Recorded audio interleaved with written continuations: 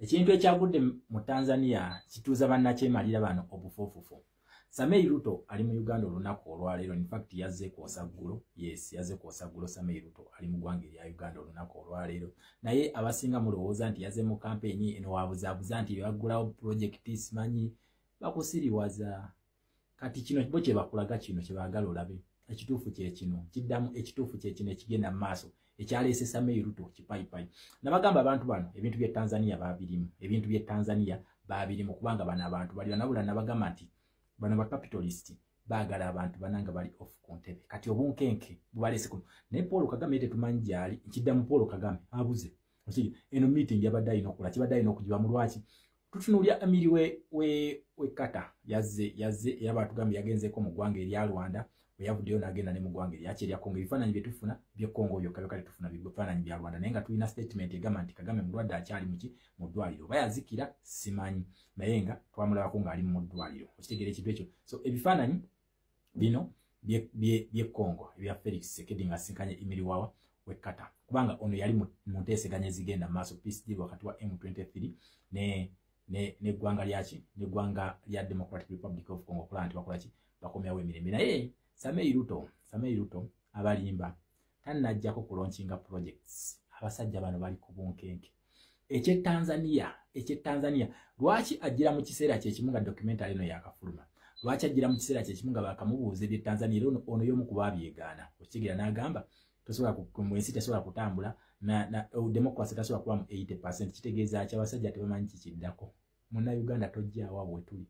Nakugamba amaanyi g'abakapitalist gali invisible, tosobola kugalaba. Naye gano gattabu n'okusinga gwe munnansi. Nkiddamu gano ga munnansi kubanga gegaditamininga fate yo gwenga gwe munnansi. Bano abakapitalist kasita bakugamba ekintu kikigenda kubeera ne woba ofa otya. Ekyo kyali Bungereza nga kugamba video nzenga nzibakolera nga mbalaga Lord Bellingham engeri gye yali addressinga mu change oba akaluka nakagenda okubeera mu Uganda. Wabula abantu bano target yaabwe si ya Uganda, ya Great Lakes region yonna. Kati njagala ojjukire bonna bali mu ICC. Kati abana bonna bali mu ICC. Paul Kagame ali mu ICC nga Felix Tshisekedi yamutwalayo mu ICC era nga muvunaana wo crimes ne crimes against humanity ezakolebwa mu ggwanga lya Democratic Republic of Congo. Ekyo mukijjukira. Museveni ali mu ICC, His Excellency Kyagulanyi yamutwalayo ne Felix Tshisekedi era naye still n'akola kinamutwalayo nga avunaana amagye ga UPDF. Bavunaana nani ne Uganda nayo ne bagivunaanibwako nga bavunaana Museveni strictly kubanga bakugamba nti no bagenda ku holding abo n'abakomandinga ekintu ekyo. Kitegeeza commander in chief yani yono bonna bali mu ICC. Bwe tujje wa Samei Ruto ali mu ICC nga bamuvunaana ogw'okutta bajjenzizi n'okubaziika mu bibira oba footage, camera footage ze bakola ki, ze baatuwa abantu abaziikibwanga mu bibira. Okitegeera ekintu ekyo okuvannyuma lwaki lw'okwekalakaasa okwali okw'abajjenzizi mu ggwanga erya Kenya. Okitegeera kati ne tujja e Tanzania ne bamukutte bulungi nnyo kubanga bulijjo yali clean. Naye nga nabagamba nti abantu bano balina okujjako abantu bana bonna babeetaaga nga abasinga mu mbuuza nti kakati Tanzania bagenda kukikola bati. Kakati ndowooza mulabe Tanzania kintu kinagamba gano gemanyi g'omucapitalist afuna kyayagala mu ngeri gyakyagala mu akuseetinga n'akusuula mu kintu kyaki, n'akusuula mu kintu n'akusuula mu kintu kye bayita trap yabo kukubira mu human rights. Nakugamba bano bakubira mu human rights, tewali walala bakubira. Eno democracy yonna bamukuteekayo as an event to negotiate peace, to negotiate the next destiny yo wenaabera. Either otwale emiremu bajje bakube bo always bati bakole ebintu byaba n'abakapitalist. Kati Samia Suluhu Hassan ne bamufunye bulungi nnyo ne bamutampinga. Jjukira njagala ojjukire game zino ez'e Tanzania bano babadde nga bazirimu. Era kino tekikwewunyisa lwaki zino international media zasoose wani wa Samei Ruto okumubuuza balabe stand ye eyimiridde etya, ne bajja nene wani wa Museveni balabe stand ye etya. Era wetwogerera nga olunaku olwaleero kati, ladies and gentlemen, Tanzania officially America emugambe tetugenda kuddamu kuwa ssente wadde n'olwataano. Nabagamba enkola y'emu era birina kutambula mu ngeri y'emu. Nga wekiri e Kenya nga wekiri e Uganda wekirina okubeera e Tanzania era wekigenda n'okubeera e Kenya. Naye nga ono we Kenya ye akalulu takawona. Nkiddamu Samei Ruto obusungu bw'Abannakenya bwe balina tasobola kuwona kalulu. Okuva lwe yajja ku ntebe bo always babadde nga bamukozesa mistakes zokka. Ono nono banene bo. Ono ne Suluhu bo bali bubi nnyo. Ate at least kono wawana no Kagame bo bafuzeefuzeeko. Naye ekisanja kimu bwe kiti abantu ne bagobesa kati. Suluhu naye bw'ati wagenda ate ye Suluhu ate yali worse than yani Samei Ruto. So Unaku lwairo America evuddeyo nerangirira negamba nti eggwanga erya Tanzania terigenda kuddamu kuwolebwa ssente funding yonna yonna bagisaze nga babeesinga kuki nakugambye CNN akatambi ke yafulumiza akatambi ka CNN kagenda kuzaala ebizibu kubanga nakugamba eno revolution ye Tanzania olwesimbudde etandise kyekimu ate nga revolution zino zonna zonna zibeera kyekimu so IMF America yo egambye tegenda kuddamu kumuwa ssente era commercial treaties abadde balina ne Tanzania zisinga ziri revoked nga bagamba balina kusooka holding ani Samia Suluhu Hassan era wavuddeyo mu statement zize ez'okwekangabiriza najja ng'agamba nti America si Tanzania biki always bakola ebikolobero naye at last balikomawo kuba Nansi nga gye beesuula kati yeefuula nti ayagala nnyo bannansi babadde akubambwa America olw'okuba masente tekitegeeza mu Tanzania egenda kukoma byebyo bwe batyo beekengabiriza naye nga kuno kwonna kukola ki mukalukalu tajja kusera okitegeera ekintu kyonna kugamba nti eno poliisi y'abano yo always yensonga lwaki njagala nnyo mbasomesa ekintu kino nabagaba vidiyo zange zino mujja zirabanga ez'eddiŋŋana naye nga nakyo sensi mbeera nkwadde information yakiyanjawulo kubanga ki zino policies nga we za existing 1000 years before we ziri nakati era we zigenda okubeera mu maaso feki kye tulina okukolaga how do we play with these policies okusobola okufuna kitukola kirwaga kyokula nabagamba we shall never be wrong lwaki you have the real policies the real policy teacher nja kusomesa zino poliisi ojja zitegeera ojja kutegeera enkola y'abazungu bano ate tujja kusobola okukola ki okugiwala n'okugirwanyisa so Suluhu Hassan yagobeddwa njagala ojjukire ne Uganda we byali ku economic sabotage nga bagikola okitegeera Museveni yagobwa yasooka kusalibwako ssente nga taddamu kwewola mu America ne bazifreezinga mu IMF ne World Bank ne bafreezinga loan zonna zonna then ne batandika okumugoba mu economic blocks yabaddemu okuli AGOA ne bamugoba sente z'ebisiyagazi yali alya mu nkutu ne bazimuggyako bingi bye bamukoze kati ne Samia Suluhu bamutandisa America emugambye tetugenda kuddamu kuwadde omunwe gw'ennusu kiddamu America egambye Samia Suluhu Hassan tetugenda kuddamu kuwadde omunwe gw'essimu kyekiddako agenda kugobebwa mu IMF ne World Bank nga tebakyamuwola bagenda kumufreezinga bano bagenda musindika nakugambye nti kati essaawa eno Tundu Lissu yagize bagezaako nnyo konvisinga Tundu Lissu ayogere ne Samia Suluhu Hassan naye Tundu Lissu yamugamba wansiba kambeereyo mu kkomera so Tundu Lissu akyalumye n'ogwa waggulu agamba sijja kwogera naawe wadde onaagamba nti bebaagala boogereko zizo tamu zebagenda okukola ki zebagenda okuteeka mu gundizi yali amuteeredde ku mmeeza constitutional reforms zebaagala okukola ez'akalulu kano jjukira yakkiriza n'agamba nnaku z'ekikumi ezisooka mwagenda okukikolera ebino yali tabigamba bannansi ba Tanzania yali abigamba bakapitalist ne bakapitalist bano bo tobanyumiza kasita bamala okutaapinga babajja kunyiga paka kati Suluhu Hassan tasobola kustandinga kagundi kano kazito era kyakyaleese Samia Ruto mu ggwanga erya Uganda ng'ajja alaakalaaka ng'ogwalumanzere ebbeere oba kitegeeza ki ekyo ekintu ekyo jjajja yakitugambanga ng'ojja olaakalaaka ng'ogwalumanzere ebbeere oba ekyo kitegeeza ki nze simanyi abakulu abali kuno ababitegeera musobola okutubabulamu kitegeeza ki nze just nange nakwata kikwate kubanga nakula na jjajja wange okitegeera ekintu ekyo kati Ruto ekyamulese ng'alaakalaka baagala kwogera ku situation eyabatuuse ku bano bagenda nkiddamu bano bagenda ate bali mu kukola ebyo bali basimanyaze alonkize project egenda kuwa abavubuka emirimu omutwalo gumu mu 15,000 emirimu amafuta gaffe galiko emirimu ga ssente oba kitogera ku pipeline yes mwogere ku pipeline nti ekomawo e Uganda mukitugambe nti project twagisazizaamu kubanga amafuta ku Kingfisher bagasima nabagamba nti amafuta gano bagenda gasima bagalekaawo ati yagala gabbira mu pipeline yansonga lwaki ikapwene kyakoze ekyo kyayimiriziddwa okitegeera ekintu ekyo paka ng'ennaku z'omwezi paka mu mwezi gwa 2027 omusango guno bagenda okusala yamulaba nti basima bakola kyebi just byakutiisatiisa naye eri gye galaga teri kigenda mu maaso amafuta gano France erina okukola ki France erina okuteekako signature tasobola gatwala butwazi mu ne Sinoko eno y'Abachina mbu agatwale France ye biggest shareholder okiga naye twamugamba sebo sookodde ku hold wano kubanga human rights violation zikwaki era mujjukira ne president n'agenda eri gye basula abantu bano n'akola kinasobola okulabisa bulungi nnyo n'akwata akatambi abantu abatwala mu refugee camp gye bali okitegeera ekintu ekyo gye babateeka kati kyokka president yalina okukola ki okugendayo ku kistopinga wano alage nti nno bano babalimba amafuta bagasima naye abantu babateeka mu refugee camp okitegeera ekintu ekyo ekintu kyamukubanyonyera kituyambako n'okupushinga omusango gwe tulina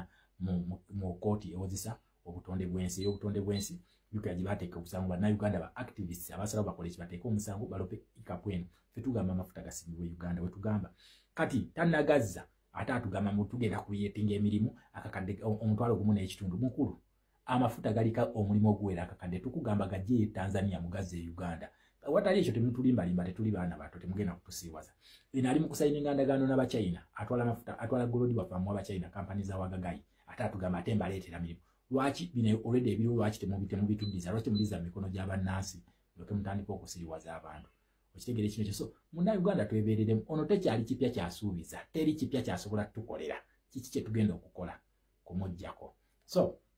ati baliko ebyo Munesa Meiruto bateesa baleeta zi project bimulemye okukola Kenya ali mu kutta bannansi ba Kenya atajje wane n'atusirwalirako Ruto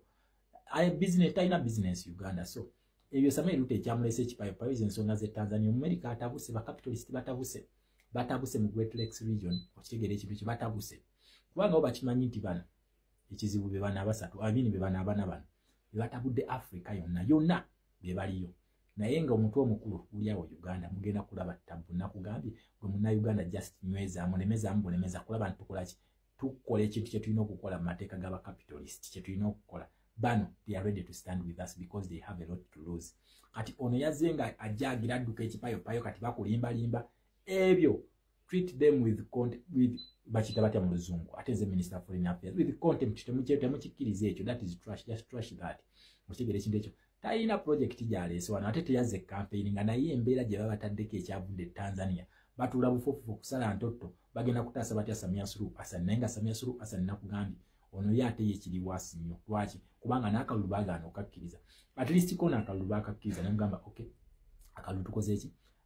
ojja kugira then kikola ku democracy n'ekino ekimanula kisabaddeko emyaka gy'etaano agifuze naye Suluhu Hassan ono agenda kubeera ku kizibu okufuga kizibu kubanga pressure gye bamutaddeko yoyo ate nga tebali willing kukola ki kuteesa naye at any one time ate yatandise okulimbalimba mu ajje eno simanya asonyiwa abantu emisango buli lunaku obujulizi obuluma Suluhu Hassan bufuluma kyobula America yatuuse n'egamba tinedda Tanzania igwe byange naawe bikoze ekibiwedde mu ssente sigenda kuddamu kuwola ssente naye always ba dictator bano tubamanyi okwekangabiriza kwabwe batandika okuwoza kakati wotatwa ne tubaaki tugenda kukola ki ng'ebigambo mubirabaawo nga byogera Samia Suluhu Hassan okitegeera ekintu ekyo Samia Suluhu Hassan ng'ebigambo ebyo wabyogera it's okay nono waba ne Uganda yabyogera naye kati economy mugirabaawo efaanana okitegeera ekintu ekyo bo always okwekangabiriza ko mulimu gwabwe ogwo tetugugira tetudda naawe okukirowooza kola wadde okukidebatinga kobola nti kyenjagala okukakasa ensonga entuufu yaleese Samuel Ruto e Uganda ensonga entuufu yaleese Samuel Ruto e Uganda wabula yakitegedde nti oli already bajja kitegeera nti yakoze ekintu yazze kubanga naye ali under pressure kati ensonga lwaki batandise okupostinga nti yazze kukola kino mwawulidde n'ebigambo bya Nalweyiso ka vidiyo kenzo baleetera mu vidiyo eddako nga Nalweyiso naye yayogedde ng'akugamba nti bo baliwo kulwa abantu beebo nakugambye bano batutya naye tugenda kubawa entiisa yennyini gye batya yennyini gye tulina okubawa okitegeera ekintu ekyo that is the only way we are going to get liberation. Bano entiisa gye baagala gye tulina okubawa Nalweyiso namuyida agamba osobola okumanyiira amagye n'ogenda nakyo naye tugenda kukkiriza kumanyiira bantu nga ddi bwe baali batandise bano okutwagala baali batwagadde ddi. Samuel Ruto ali mu ICC lwakutta abaana bajjenzi ab'e Kenya yamaliriza abeegulako tikakati Matede walina gundi gye yaleese initiative gye nabagambe gye yaleese Kenya awo eringanga crypto mbu buli munnakenya bagenda muteerako 1,300 eza Kenyan shillings then asobole okutandika okuzanya akyuse obulamu naye nga bano batambulira ku kodi ki baavuwaze okole ki ofuge onaabavuwaze omwavu afugika mangu so eyo kodi gye batambuzaako kati nono wawana naye atandise okutulaga nti atufaako nnyo agenda tukolera emirimu simanya atukuyetingidde emirimu omutwalo abali mu ezo industries bafuna sente mmeka tetulina minimum wage omuntu afuna 3,000 babakuliyetingidde emirimu ezo sente zitukolere ki ebintu birinnya buli lunaku okitegeera ekintu ekyo akati emirimu gyakuliyeti nga bwe gyagasa ye baani fe tugamba ekintu kimukomyawo ebyobugagga byaffe wano twagala refinery wano e Uganda ema mugiteeka twagala golodi wafadde wano ave mu mikono gy'Abachina bye tugamba ebyo biri simple nnyo naye ono yeetaddeko paniki nkuliyetinga mirimu simanyi bazimbidde industry byobyo bigambo bye always ono omusajja mulimba alimba naye asanze generation nga tebagirimba kitegeera asanze generation nga tebagirimba kati ensonga lwaki atudde obufofofo jukira ekiri ewa Ruto kyekiri ewa Suluhu Kagame yatannakifeesinga ate noona akisuubira kikola ki kijja kiddamu ekiri ewa Ruto kyekiri ewa Suluhu wano kijja Kagame yatannakifuna ekaya muntu akyasobodde okukola ki okukikontrolinga naye ate naye ebye yakola e Congo ate naye bimuhantinga kubanga e Kenya abo bajjenzi tebamuli bulungi kati ne opposition yaayo akimanyi nti kati bajjenzi bakoowu okitegeera ekintu ekyo kati yazze wano batandika okusala entotto balabe bagenda kukola ki bagenda kukigamba batya naye nze nabagamba ekintu kimu always nja bajjukiza buli vidiyo dialogue yebataasa buli omutuulaawo temwerimbalimba nti bannansi tusobola okubeddiramu ekituufu tubalinako obukyayi tetubaagala tubalinako obukyayi ku bye mutukoze tetukyasobola kubaddiramu ate nga ffe tulinze we are going to strike kiddamu tugenda kwekalakaasa tugenda kusituka tugenda kukuba akalulu tugenda kukuba 80% oba 90 esigadde ze mujjo gabana n'abalala then we tumala senga mukazanyiramu tugenda kufana kuwona kubanga ekyobugagga kye twasigaza ku nsi kuno ye oxygen dialogue before it is too late newe munaatutuulya ne musulawo ffe tugambe we are speaking with one voice and we are showing it to you ffe kyo tukibalaga nti twabakoowa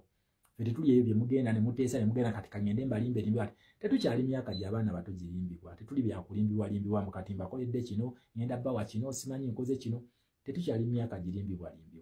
toyina togenda kutusiriwaza ffe tugamba ekintu kimu twagala ntebe mukulu mutuleke twefuge ffe kyekyaffe kye tugamba wabula ffe ki kye tuteesa tubagamba tusobola obbawa dialogue twaga tugenda tuteesa nammwe tubawe safety oba safe landing mugende bulungi wabula munaatupushinga nga tulina kukisaba ate mwe muli ku stage yakubiri ono ku stage eyokubiri yo ono itabeeraliikiriza nako bwe just munansi situka busitusi tuli ku stage 2 Samia Suluhu Hassan ali ku stage 1 Samia Ruto ali ku stage 1 Samia Ruto ayingirira stage 2 yayingirira tagenda kusobola ku luno kuba abaana bajjenzaabo kubateekawo kubanga kiba capitalist bamuvaamu dda kati ali wano basala magezi tukukikoze tutye no wasiriwaza bakulu ali mu kusiriwaza ebyo babagamba babalimba ekintu kye Tanzania kitabuse kibalidde bonna nga bakoze ki nga bakibaddemu kati baze waneno basale bajiziza Samia Suluhu bamuvjemu bati ajukira kati senga America ekuvamu nga tekyakuwa ssente economy ebe egenda ono tebannamuvaamu jukira tebalangiryanga nti tukoze ekintu tukuvuddemu bamugamba tukusaze kati sente influence engeri gye badde jjamu nto naye Samia Suluhu Hassan balangiridde teri kuddamu kuwa ssente tetugera kuddamu kuzikuwa ensonga lwaki omulaba omuzi post ezo ali mu kwekangabiriza kwekangabiriza ojja kukola naye ojja kutuuka ojja kukola kye baagala nze nabagamba abantu bano si kubaagala nakuba kyerishinga naye manyi ki kye basobola okukola kiddamu omucapitalist manyi kyasobola okukola senga otuuka n'okwata ku interest ze waliwo neyambuziza ekibuuzo naŋŋamba nti bacapitalisiti bano Museveni tasobola kuddamu n'akwatagana nabo okay nekyo nakyo kankiddemu eno video tasobola baneeno tebasonyiwa omucapitalist kasita omwesimbamu tasonyiwa Idi Amin Dada we yagamba nti nnyingidde akabinja kannaamu Mungereza yamugamba ngenda kukuggyako Idi Amin Dada n'agira awate nno Idi Amin Dada yali ayagalwa abantu baali bamwagala naye Bungereza yamugamba ngenda kukuggyako era Bungereza yakola kyonna n'eyitira mu bakomboozi abo abava Tanzania nereeta obotettu okitegeera bano bo okusonyiwaako olina okugondera poliisi naye kati tuli ku situation nti ono ali ku lose situation yatya senga akkiriza agondere poliisi eyo tugenda mukuba akalulu tasobola cannot stand a chance even to get 40% tasobola kugifuna mu kalulu ako okitegeera kati wakkiriza tugenda mu kalulu kubanga poliisi yaba nekolera mu kalulu kati ogamba nti nonzikiriza mu nsonyi kitegeeza mugenda mu kalulu okolenga poliisi weegamba okitegeera kati kitegeeza tugenda kumukuba akalulu aweyo entebe na mirembe bo basobola omunegotiatingira engeri gyawummulamu basobola okukinegotiatinga ne next government ejja kwate baagala nnyo bintu byakuyomsa ekyo bulaba ne Kongo eyo balina engeri gye babikwata nga bakozesa diplomacy ate basobola omunegotiatingira omuki okuwummula kwe okitegeera ekintu ekyo ne awummudde atya agenda kuwummulirawa temumuvunaanye ebyo giri emisango gya ICC basobola okugimuggyako kuba bye bafuga kooti zino bwe noonagamba nti olemezaamu akubuuza tetwabadde kyemwagala bujjo mwagala nsi yammwe kubaddira nti yiiyo akati gwe kyoba okola genda odiringe n'ebiri wabanga alina beyatta genda obanoonye bali abatagwa mu doketi yono obasibe ensonga lwaki ffe tugamba nti ate wozza omusango tugenda kuholding accountable gwe ng'omuntu so ono takyasobola kudda mabega takyasobola kudda mugundi y'abacapitalist kati namba 2 wagamba nti nno alemezeemu tugenda kusituka bannansi ate bannansi senga basituka n'okubayo basatu bokka olwedde ku stage kwali stage gyali olwedde emisango twagiteekayo dda bali twabamuvunaana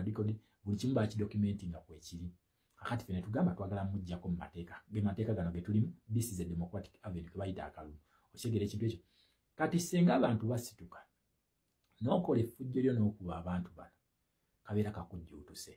bakutwala ku kya Gaddafi kyennyini kyebagenda okukola ki kyebagenda okukuzzaako kati kyewanoga nti ali ku lose situation ontasobola kulwanyisa bacapitalisti ebyabalimba nti nze nina emundu nkola ki tasobola kulwanagana nabo okitegeera ekintu ekikyalina okukola just to go into submission then nakola ki naba nga ate ekintu so tekikyasoboka kuddamu n'abacapitalist bo tebasonyiwa kyembamanyiko tebasonyiwa once you go against their principles once you go against their policies manya tebakusonyiwa ekintu ekibeerawo ki is to give in power that is it teri kirala okigira kibasobola okukolera nkugambye ekyamaanyi ennyo kukufundira omuddo otya mu mirembe ekyo basobola okkikolera ne bakunegotiatingira peace naye oba ogamba nti nno osigale ng'ofuga awo olimba nga tonabeegezaamu naye onabeegezezaamu emirundi ebiri abeegezezaamu mu kabinja kannaamu abeegezezaamu mu BRICS abeegezezaamu mu G77 okitegeera infact sina ebiri gyokka giri esatu okitegeera abeegezezaamu awo wonna kati bano kwasenga obeegezaamu n'ababeera baagala okukulagako kiki bali ate already ne order yafulumadde okuva ewa Lord Bellingham mu House of Lords ng'agamba nti Uganda must have a regime change and they are going to support opposition so talina kyakyasobola kukola ki yakyasobola kuzza ekikyo temukyeraliikirira ne wagamba nti addemu akwatagane nabo olina kukola according to their policy of which the will of the people are saying tukukooye enough is enough tuviire kati bo tebasobola kubalaba ate nga bagira omuntu wabadde agira abantu ate bamugamba democracy na biki bano bibakulira democracy ate mbu ate bamulyemu ate mbu ate bo balyemu democracy olwo tekisoboka so interest kasitozikwatako it is a go game for you kati bino boleesa abarasha mba protecting bakole ki tekikyasoboka so for God and my country Uganda kawempe we dede